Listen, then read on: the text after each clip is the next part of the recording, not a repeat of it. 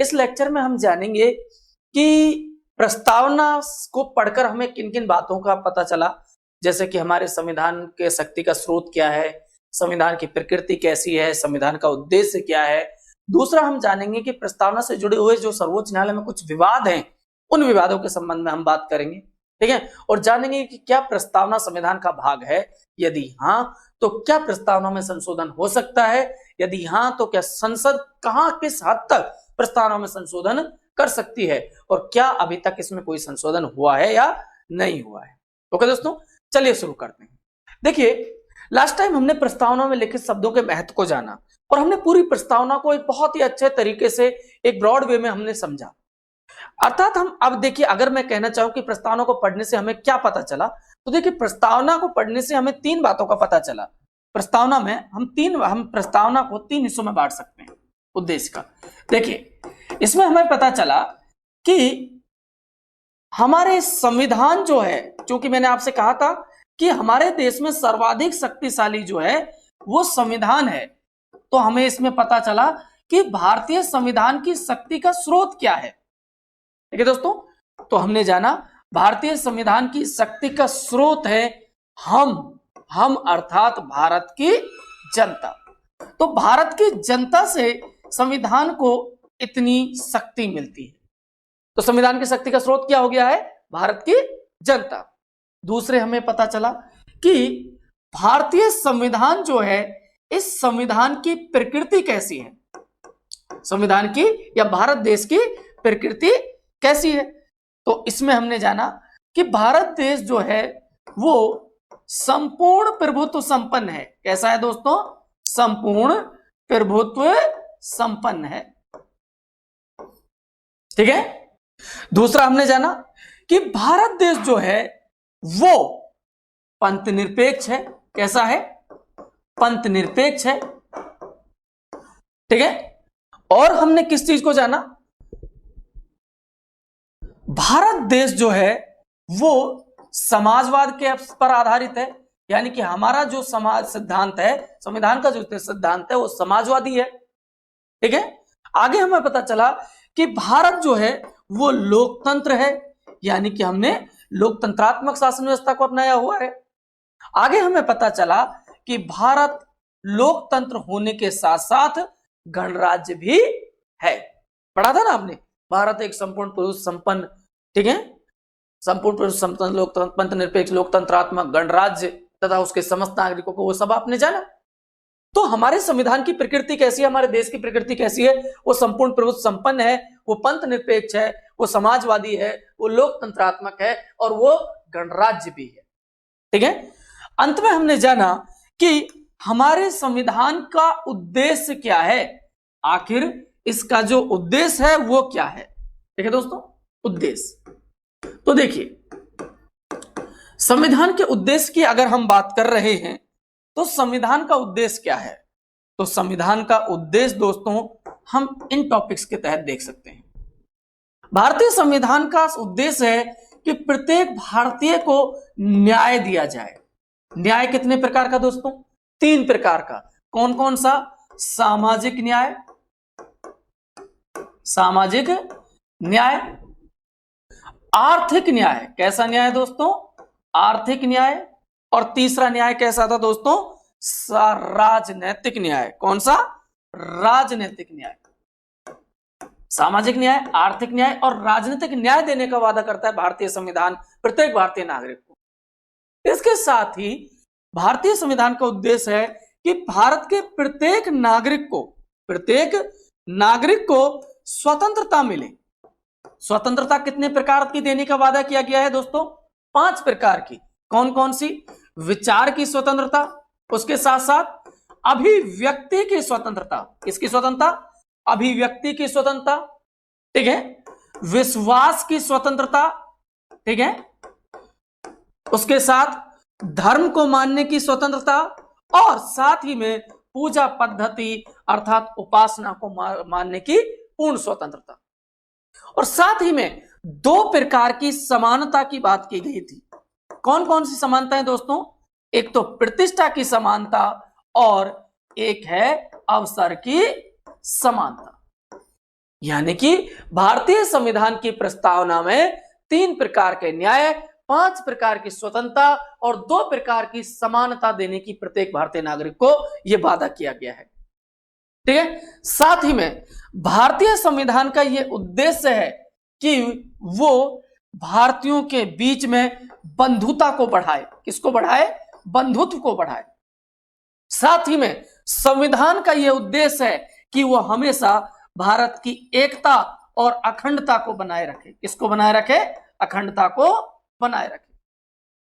साथ ही में हमें पता चला संविधान निर्माण की तिथि और संविधान लागू होने की तिथि, निर्माण की तिथि और लागू होने की तिथि के बारे में भी हमने जाना। ठीक है दोस्तों, इसका आप स्क्रीनशॉट ले सकते हैं। मैं इसे छोटा कर देता हूं।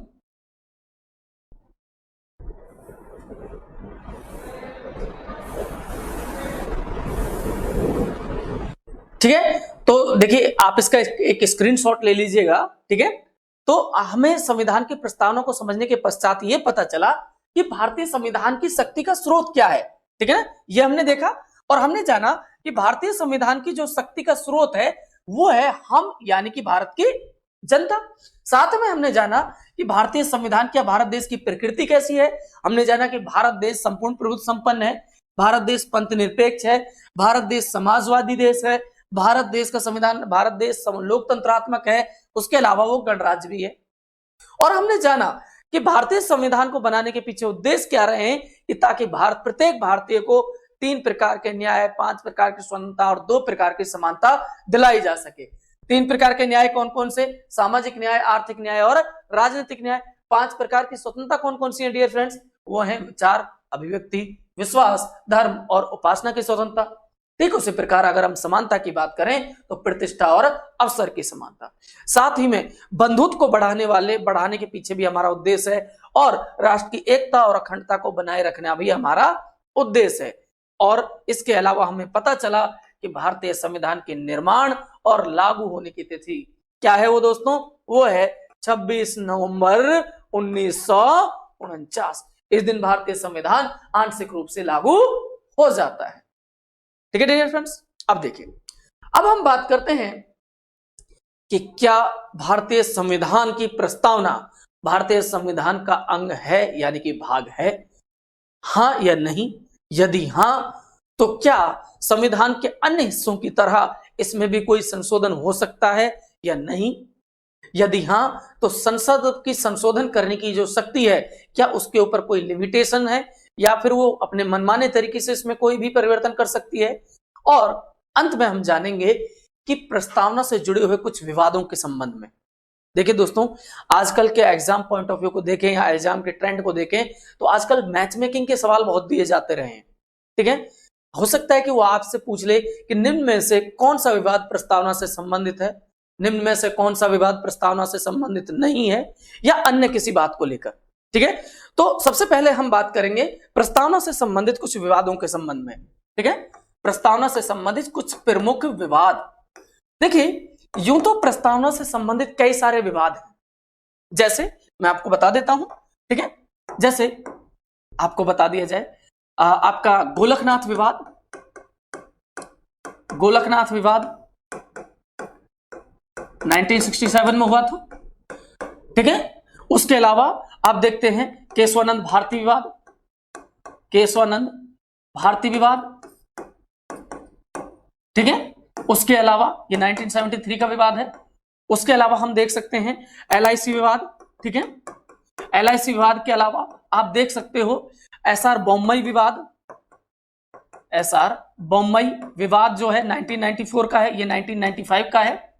1994 का जो है वो SR बोम्मई विवाद है। ठीक है दोस्तों, इसके अलावा एक विवाद और भी आप देख सकते हो, बेरूवादी विवाद। बेरूवादी विवाद, ठीक है, ये 1951-2 का है। इसके अलावा रघुनाथ राव विवाद भी इसी से जुड़ा हुआ है। रघुनाथ राव विवाद। ठीक है दोस्तों, लेकिन यहां पर इतने सारे विवाद को याद रखने की जरूरत नहीं है।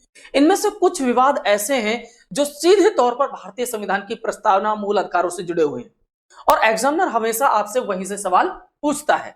ऐसे कौन कौन से विवाद हैं? देखिए, इनमें जो सबसे महत्वपूर्ण विवाद हैं, गोलकनाथ विवाद के संबंध में आपको जानना चाहिए। गोलकनाथ विवाद के अतिरिक्त आपको केशवानंद भारती विवाद के संबंध में जानना चाहिए। उसके अलावा एसआर बोम्मई और बेरुवादी विवाद, ये कुछ वो विवाद हैं जिनसे आपको पता चलेगा कि क्या वास्तविकता में भारतीय संविधान की प्रस्तावना संविधान का भाग है या नहीं। इस संबंध में सर्वोच्च न्यायालय ने क्या कहा, क्या इसमें परिवर्तन हो सकता है, यदि हां तो किस विवाद के तहत। ठीक है दोस्तों, चलिए मैं बताता हूं। तो सबसे पहले हम बात करेंगे आपके बेरुवादी विवाद 1951 में हुआ है। ठीक है, तो बेरुवादी विवाद को देखिए कैसे बात करेंगे इसके बारे में। बेरुवादी विवाद,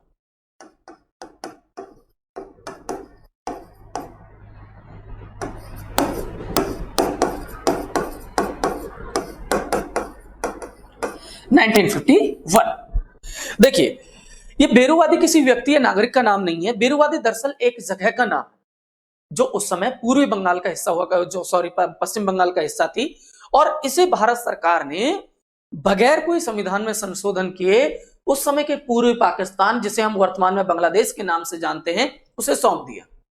और इसी बात को लेकर विपक्ष जो है वो सत्ता पक्ष के ऊपर काफी आक्रामक हुआ, और ये विवाद जो है ये विवाद सर्वोच्च न्यायालय पहुंच जाता है। यानी कि वर्तमान की जो सत्ता पक्ष थी, जवाहरलाल नेहरू की जो पार्टी थी, कांग्रेस सरकार, उसके ऊपर उस समय का जो विपक्ष था वो एक केस फाइल कर देता है जिसे हम बेरुवादी विवाद के नाम से जानते हैं, जिसमें विपक्ष का तर्क ये था कि भारतीय संविधान के भाग 1 में, ठीक है, राज्यों को प्रवेश कराने या गठन कराने की शक्ति तो है, किंतु क्या कि भारत सरकार संविधान के में बगैर परिवर्तन किए क्या भारत सरकार भारत के किसी राज्य क्षेत्र को या राज्य को किसी विदेशी ताकत को सौंप सकती है।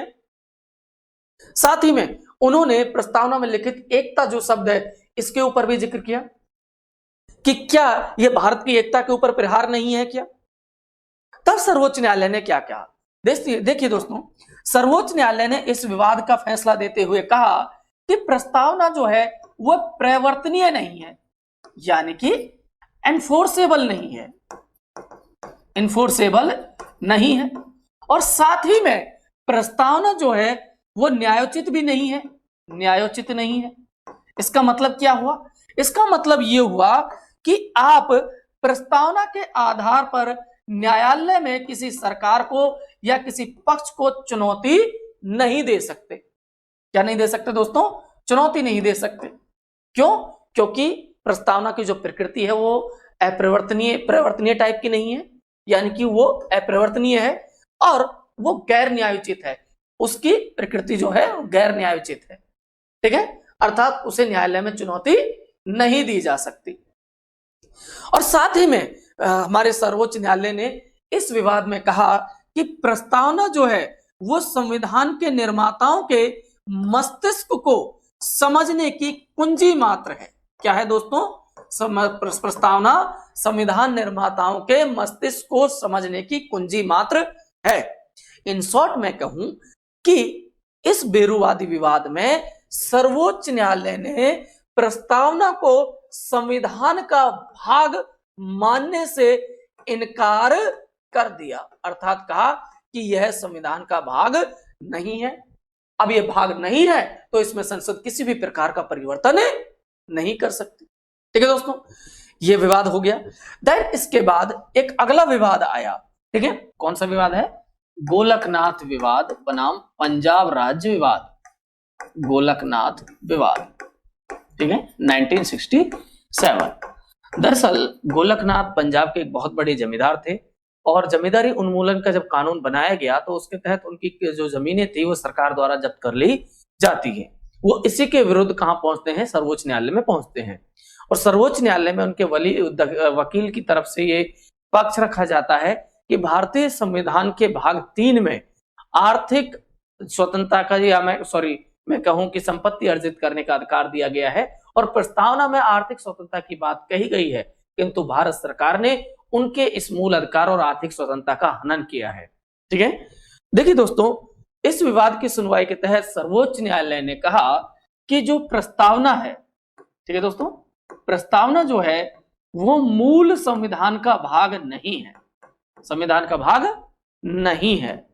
अतः इस आधार पर, प्रस्तावना के आधार पर न्यायालय में किसी भी प्रकार की चुनौती नहीं दी जा सकती। ठीक है दोस्तों, और साथ में यह भी कहा चूंकि प्रस्तावना संविधान का भाग नहीं है, अतः संसद प्रस्तावना में किसी भी प्रकार का क्या नहीं कर सकती, संशोधन नहीं कर सकती।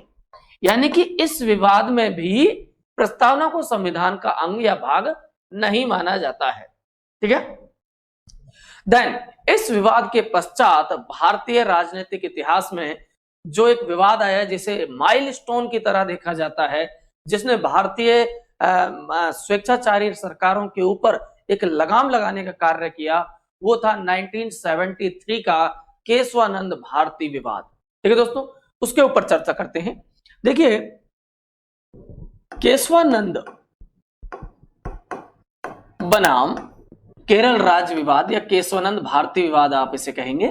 ठीक है, केशवानंद भारती विवाद, ये केरल में एक मठ के मठाधीश थे और भारत सरकार ने भी इनके मठ की जो जमीनें थी वो कहीं ना कहीं जब्त कर ली, जिसके खिलाफ वो सुप्रीम कोर्ट पहुंचते हैं और वो भी आधार बनाते हैं इस बात को कि भारतीय संविधान ने उनको संपत्ति करने का मौलिक अधिकार दिया, अर्जित करने का अधिकार दिया हुआ है।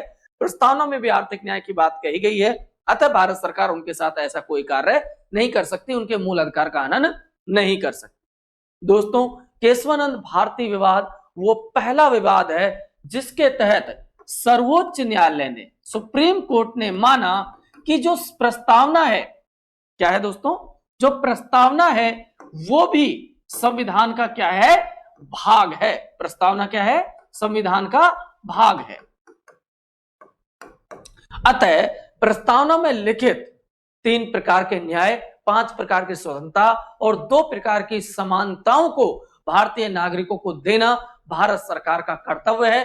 अर्थात इसमें लिखी हुई बातों को लागू कराने के लिए जो सरकार है वो बाध्य है। ठीक है, आगे इस विवाद में सर्वोच्च न्यायालय ने यह भी कहा चूंकि प्रस्तावना अब संविधान का भाग है, अतः संसद को यह शक्ति प्राप्त हो गई है कि संसद जो है वो प्रस्तावना में क्या कर सकती है दोस्तों, संशोधन कर सकती है। क्या कर सकती है, संशोधन कर सकती है। ठीक है, देखिए, ना तो बेरुवादी विवाद में ना ही गोलकनाथ विवाद में प्रस्तावना को संविधान का भाग मानने से इनकार कर दिया। अब वो प्रस्तावना संविधान का भाग ही नहीं है तो क्या होगा, तो इसका मतलब यह हुआ कि जो प्रस्तावना है उसमें संसद किसी भी प्रकार का क्या नहीं कर सकती, संशोधन नहीं कर सकती, क्योंकि वो संविधान का भाग है ही नहीं। किंतु प्रस्तावना को संविधान का भाग माना जाता है पहले इस विवाद में जिसका नाम है केशवानंद भारती विवाद। लेकिन केशवानंद भारती विवाद में एक बहुत बेहतरीन चीज हमारे समक्ष सर्वोच्च न्यायालय ने रखी। सर्वोच्च न्यायालय ने कहा कि संसद को प्रस्तावना में या संशोधन करने का अधिकार तो मिल गया है, अधिकार तो प्राप्त है, किंतु वो कोई ऐसा संशोधन नहीं कर सकती जिससे संविधान का मूल ढांचा इफेक्ट हो या प्रभावित हो। या मैं कह सकता हूं कि इस विवाद में संविधान की बेसिक स्ट्रक्चर की थ्योरी या मूल ढांचे का सिद्धांत प्रतिपादित किया जाता है। बहुत बार आप पाओगे कई सारे एग्जाम्स पेपर में यह सवाल एज इट इज दिया गया है कि निम्न में से किस विवाद के तहत मूल ढांचे का सिद्धांत दिया गया या बेसिक स्ट्रक्चर की थ्योरी किस विवाद में दी गई। ठीक है, अब सवाल ये उठता है कि मूल ढांचा क्या है। ठीक है दोस्तों, तो जैसे प्रस्तावना में मान लीजिए पंथ निरपेक्ष शब्द है। अब पंथ निरपेक्षता को यदि हटा दिया जाए, इसमें संशोधन कर दिया जाए और पंथ निरपेक्षता की जगह भारत को पंथ सापेक्ष बना दिया जाए तो बिल्कुल उलट हो जाएगा, यानी कि संविधान के मायने ही चेंज हो जाएंगे। जो संविधान अब तक कह रहा है कि भारत में किसी भी व्यक्ति के साथ धर्म, जाति के इत्यादि के आधार पर भेदभाव नहीं होगा, अगर वो पंथ सापेक्ष हो गया तो स्पष्ट बात है, इसका मतलब ही यही है कि वो एक विशेष धर्म को ही प्राथमिकता देगा और धर्म के आधार पर लोगों के साथ, नागरिकों के बीच में क्या करेगा, भेदभाव कर सकता है। तो इससे क्या संविधान, जो हमारा संविधान है उसका पूरा ढांचा नहीं हिल गया है, पूरा ढांचा परिवर्तित होगा या नहीं होगा, यही होता है मूल ढांचा। ठीक है दोस्तों, ऐसी बहुत सारी चीजें हैं। ठीक है, लेकिन भारतीय संविधान सर्वोच्च न्यायालय ने यह नहीं बताया कि प्रस्तावना मूल ढांचे में शामिल है या नहीं है। ठीक है, इसके संबंध में आपको एक विवाद और याद रखना है और उस विवाद का नाम है दोस्तों एसआर बोम्मई विवाद। एसआर बोम्मई विवाद। एसआर बोम्मई विवाद जो है 1994 में होता है। ठीक है, एसआर बोम्मई विवाद। कर्नाटक के चीफ मिनिस्टर हैं एसआर बोम्मई और कर्नाटक में केंद्र सरकार ने अनुच्छेद 356 यानी कि राष्ट्रपति शासन लगाकर उनकी सरकार को बर्खास्त कर दिया है। देखिए, इस समय सर्वोच्च न्यायालय में और भी कई केसेस पहुंचे हुए थे। 1992 में, जैसा कि आप सभी को विदित होगा, 1992 में अयोध्या में बाबरी मस्जिद के विवादित ढांचे को गिरा दिया जाता है, जिसके फलस्वरूप भारत के कई राज्यों में सांप्रदायिक दंगे भड़क जाते हैं, हिंदू मुस्लिम की लड़ाइयां शुरू हो जाती हैं। इस समय केंद्र में कांग्रेस सरकार थी और लगभग 4-5 राज्यों में उस समय बीजेपी की सरकार थी। तो केंद्र सरकार ने इन बीजेपी शासित प्रदेशों में सांप्रदायिक सद्भाव या हम कहें कि संवैधानिक तंत्र विफल होने के आधार पर वहां पर राष्ट्रपति शासन लगा दिया और वहां की चुनी हुई सरकारों को बर्खास्त कर दिया। ठीक है, ये ऐसा ही कुछ कर्नाटक में होता है। तो इसके विरुद्ध कर्नाटक के जो चीफ मिनिस्टर हैं एसआर बोम्मई, वो पहुंच जाते हैं कहां पर? सर्वोच्च न्यायालय में। ठीक है, और सर्वोच्च न्यायालय में वो दलील देते हैं कि प्रस्तावना में भारत को एक लोकतंत्रात्मक देश बनाया गया है। ठीक है, जिसमें लोगों के द्वारा लोगों की चुनी हुई सरकार की बात कही गई है। तो यहां पर कर्नाटक के जनता द्वारा चुनी गई सरकार को केंद्र सरकार इस तरीके से बर्खास्त नहीं कर सकती, ये एसआर बोम्मई साहब का कहना था। ठीक है, इस विवाद के फैसले में सर्वोच्च न्यायालय ने एसआर बोम्मई के पक्ष में निर्णय दिया और साथ में यह कहा कि जो प्रस्तावना है यह भी संविधान के मूल ढांचे का क्या है? भाग है। मूल ढांचे में इसे क्या कर लिया जाता है? शामिल कर लिया जाता है। यानी कि इसमें लिखित प्रत्येक शब्द मूल ढांचे में शामिल है, जैसे कि पंथ निरपेक्षता, लोकतंत्रात्मकता, गणराज्य। ठीक है, उसके अलावा मौलिक अधिकार भी हमारे किसमें शामिल है? इसमें मूल ढांचे में शामिल है। न्यायिक पुनर्वलोकन की शक्ति भी मूल ढांचे में है हमारे। इसके अतिरिक्त न्यायालय भी मूल ढांचे में शामिल किए जाते हैं। यहाँ पर भारत की जो सरकार है, संसदीय प्रणाली की जो सरकार है, ये भी मूल ढांचे में शामिल है। ऐसी बहुत सारी चीजें हैं जिनके बारे में हम समय समय पर चर्चा करेंगे। तो आपको यह ध्यान रखना है कि एसआर बोम्मई विवाद के तहत प्रस्तावना को मूल ढांचे में शामिल कर लिया जाता है। ठीक है दोस्तों, अब देखिए प्रस्तावना के बारे में यदि आपसे कहा जाए कि क्योंकि संसद को अधिकार है कि वो प्रस्तावना में क्या कर सकती है? संशोधन कर सकती है। तो क्या संसद के पास यह अधिकार भी है? क्या संसद ने अब तक इसमें कितनी बार चेंजेस किए हैं, उसके बारे में क्या बात है? ठीक है, मैं आपको बताता हूं। थोड़ा सा यहां से कट करना है यार,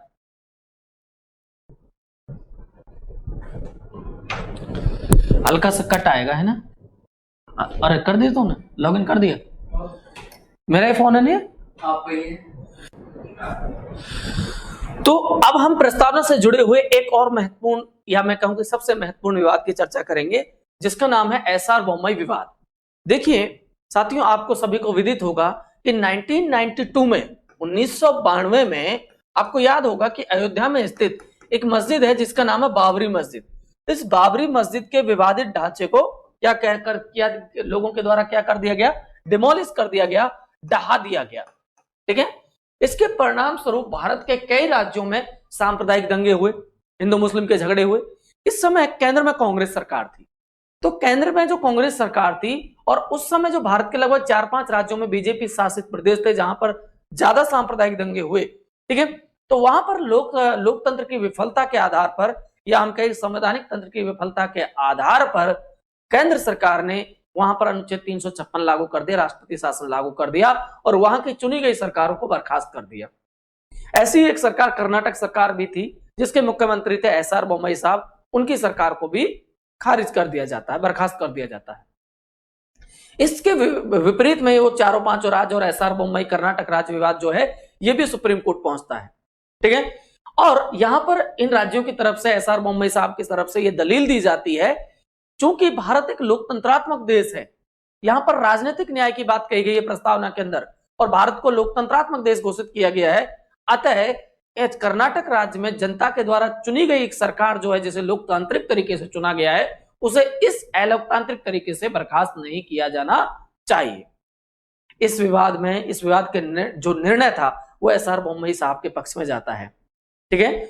और यहां पर हमारा जो न्यायालय है वो ये कहता है कि जो प्रस्तावना जो है ये ना केवल संविधान का भाग है बल्कि प्रस्तावना संविधान के मूल ढांचे में भी शामिल है। किसमें शामिल है दोस्तों? मूल ढांचे में। तो प्रस्तावना को मूल ढांचे में शामिल करने के लिए जो विवाद है वो है 1994।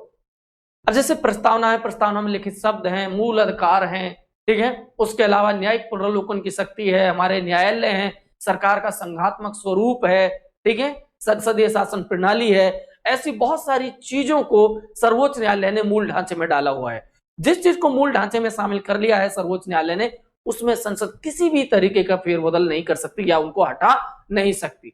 उनमें बढ़ोतरी तो की जा सकती है किंतु उन्हें घटाया या हटाया नहीं जा सकता। तो आपको ध्यान रखना है, पहला विवाद बेरुवादी विवाद, दूसरा विवाद गोलकनाथ विवाद। इन दोनों विवादों में प्रस्तावना को संविधान का भाग नहीं माना गया।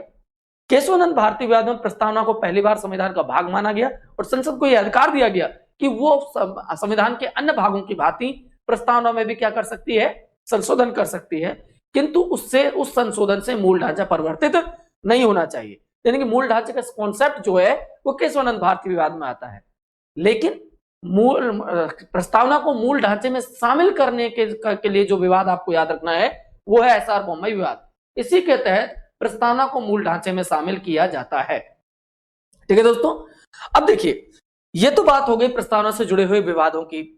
अब क्या प्रस्तावना में अभी तक संसद ने कोई किसी प्रकार का संशोधन किया है? यदि हां तो कब किया था और उसके द्वारा क्या जोड़ा गया है, क्या हटाया गया है? ठीक है दोस्तों, देखिए केशवानंद भारती विवाद का जब निर्णय आया तो कहीं ना कहीं उसमें सरकार की हार होती है और सरकार इस बात को पचा नहीं पाती है। तो सरकार ने एक संशोधन किया, 42वां संविधान संशोधन 1976। देखिए दोस्तों, इस संविधान संशोधन को मिनी संविधान, छोटा संविधान या लघु संविधान, मिनी कॉन्स्टिट्यूशन भी कहा जाता है, ठीक है। ऐसा इसलिए क्योंकि इस संविधान संशोधन के द्वारा भारतीय संविधान के कई सारे भागों में बहुत सारे अनुच्छेदों में परिवर्तन कर दिया जाता है, ठीक है। अब तक प्रस्तावना में केवल एक ही संशोधन हुआ है और वो है 42वां संविधान संशोधन 1976, जिसके द्वारा भारतीय संविधान की प्रस्तावना में 3 नए शब्द जोड़े गए। कितने शब्द जोड़े गए? 3 नए शब्द जोड़े गए। वो कौन कौन से हैं? इनको आपको क्रम से याद रखना है। SPA, कौन कौन से हैं? SPA, ठीक है दोस्तों। तो ध्यान रखिएगा, इस 42वें संविधान संशोधन के द्वारा प्रस्तावना के प्रथम पैरा में कौन से 2 शब्द जोड़े जाते हैं? पहला शब्द जोड़ा जाता है समाजवादी, ऐसे बनेगा समाजवादी, और दूसरा शब्द जोड़ा जाता है पंथ निरपेक्षता या पंथ निरपेक्ष शब्द जोड़ा जाता है, ठीक है। और प्रस्तावना के छठे पैरा में तीसरा शब्द जोड़ा जाता है। कौन सा शब्द दोस्तों? अखंडता। कौन सा शब्द जोड़ा गया? अखंडता, ठीक है डियर फ्रेंड्स। तो ये चीजें आपको याद रखनी है, ठीक है। आई होप आप इस बात को समझ पाए होंगे, प्रस्तावना में लिखित शब्दों का कॉन्सेप्ट, प्रस्तावना से जुड़े हुए विवाद। इसके साथ साथ हमारे एग्जाम्स में प्रस्तावना से रिलेटेड एक चीज और दी जाती है। कई बार देखिए, प्रस्तावना का महत्व इतना अधिक है कि बहुत सारे लोगों ने इसे भारतीय संविधान की आत्मा कहा, किसी ने इसे संविधान के हृदय कहा, सर्वोच्च न्यायालय ने इसे हमारे न्यायपालिका ने इसे संविधान की आंख कहा, ठीक है। तो ऐसी चीजों को कई बार पूछ लिया जाता है सीधे सीधे। एग्जामिनर आपको एक कथन देगा, एक कोट देगा और कोट करके पूछेगा कि इस प्रस्तावना के संबंध में निम्नलिखित कथन किसका है। आपको नाम छांटना होगा, या फिर वो 4 कथन दे देगा, ऊपर एक नाम दे देगा कि मोहम्मद हिदायतुल्लाह साहब ने प्रस्तावना के संबंध में क्या कहा, सत्य कथन छांटिए, ठीक है। या मैच मेकिंग के सवाल यहां से बना के दे दिए जाते हैं। तो लास्ट में आपको कुछ कथन, कुछ कोट्स जरूर याद रखनी है, ठीक है ना। जैसे कि अगर हम बात करें, देखिए एक व्यक्ति हैं जिनका नाम है सर अल्लादी कृष्ण स्वामी अय्यर। क्या नाम है? सर अल्लादी कृष्ण स्वामी अय्यर। क्या नाम है दोस्तों? अल्लादी कृष्ण स्वामी अय्यर। ठीक है, अल्लादी कृष्ण स्वामी अय्यर जो हैं वो प्रस्तावना के महत्व को उजागर करते हुए कहते हैं कि प्रस्तावना जो है, क्या दोस्तों? प्रस्तावना हमारे दीर्घकालिक, कैसे दोस्तों? दीर्घकालिक सपनों का विचार है। दीर्घकालिक सपनों का विचार है। सपनों का विचार है। अर्थात वो कहना चाहते हैं कि हम फ्यूचर में, भविष्य में कैसा संविधान, कैसा भारत देश चाहते हैं। यदि उसकी झलकी हमें आज देखनी हो तो वो झलकी, वो चीज जो है वो हमें प्रस्तावना में देखने को मिल जाती है। ये हमारे जो दीर्घकालिक सपने हम लंबे समय के लिए जो देख रहे हैं भारत देश के प्रति, भारत देश के संविधान के प्रति, उन सपनों का जो विचार है वो हमें किस में देखने को मिल जाएगा? प्रस्तावना में देखने को मिल जाएगा। ठीक है दोस्तों, अब एक और व्यक्ति हैं, ठीक है, देखिए, जिनका नाम है N.A. पालकीवाला। ठीक है, पालकीवाला। देखिए, केशवानंद भारती विवाद से इनका बहुत महत्व है, इन जुड़ाव है, लगाव है। N.A. पालकीवाला जो है वो N.A. पालकीवाला प्रस्तावना को भारतीय संविधान का, किसका दोस्तों? भारतीय संविधान का क्या कहते हैं? परिचय पत्र बताते हैं। क्या बताते हैं? परिचय पत्र। कि ये संविधान का परिचय पत्र है, आइडेंटिटी है। ठीक है, और ऐसा ही मिलता जुलता एक और आपको देखने को मिलेगा, और तीसरा नाम है के.एम. मुंशी का। के.एम. मुंशी साहब जो हैं वो कहते हैं कि प्रस्तावना जो है वो भारतीय संविधान की जन्म कुंडली है। क्या है दोस्तों? जन्म कुंडली है। ठीक है, सारी कुंडली है, सब कुछ आपको पता चल जाएगा प्रस्तावना पढ़ने से कि ये क्या है, कैसा है, भारत कैसा है, भारत देश की प्रकृति कैसी है, सारी चीजें आपको यहां पर पता चल जाएगी। ठीक है, ऐसा ही एक और आप देख सकते हैं। ठीक है, देखिए, एक व्यक्ति है, विधि शास्त्री हैं। ठीक है, और वो है अर्नेस्ट बारकर। उनका नाम क्या है दोस्तों? Ernest Barker. अर्नेस्ट बारकर जो हैं वो कहते हैं कि प्रस्तावना जो है वो संविधान का की नोट है। क्या है दोस्तों? की नोट है। की नोट क्या होता है? जैसे कोई एक लाइन होती है, एक पैराग्राफ होता है, आप लाइन का एक उदाहरण लीजिए, उस लाइन में एक या दो वर्ड ऐसे होते हैं जो उस पूरी लाइन का महत्व या अर्थ स्पष्ट करते हैं। दरअसल वो क्या है? वो उस लाइन के की नोट होते हैं। तो यहां पर अर्नेस्ट बारकर जो विधि विशेषज्ञ वो कहते हैं कि भारतीय संविधान दुनिया का सबसे बड़ा लिखित संविधान है, लेकिन इसके अगर की नोट्स की बात करें, कौन से महत्वपूर्ण चीजें हैं इसकी, वो सब आपको प्रस्तावना में देखने को मिल जाएगी। और यही नहीं, आगे वो कहते, इसे लिखने वालों को राजनीतिक बुद्धिजीवी कहकर उनके प्रति अपना सम्मान प्रकट करते हुए नजर आते हैं। समझ आ रही है बात? अब देखिए, प्रस्तावना से जुड़ा हुआ एक शब्द है आत्मा। यह शब्द जरूर आपने सुना होगा कि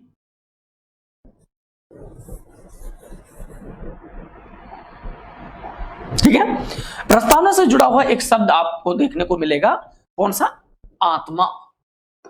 ठीक है, तो देखिए, इसके कॉन्सेप्ट को आप जरूर समझिएगा, आत्मा। ठीक है, देखिए दोस्तों, यदि मैं बात करूं किसकी? पंडित ठाकुरदास भार्गव। पंडित ठाकुरदास भार्गव।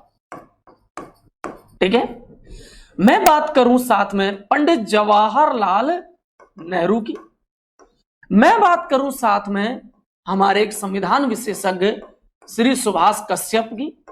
ठीक है, इसके अलावा मैं बात करूं भारत के एकमात्र न्यायाधीश जिन्हें कार्यवाहक राष्ट्रपति बनने का भी मौका मिला, जिनका नाम था मोहम्मद हिदायतुल्लाह खां। हिदायतुल्लाह खां।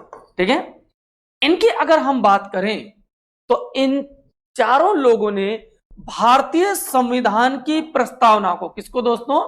प्रस्तावना को भारतीय संविधान की आत्मा बताया है। ठीक है, लेकिन यदि मैं बात करूं किसकी दोस्तों? यदि हम बात करें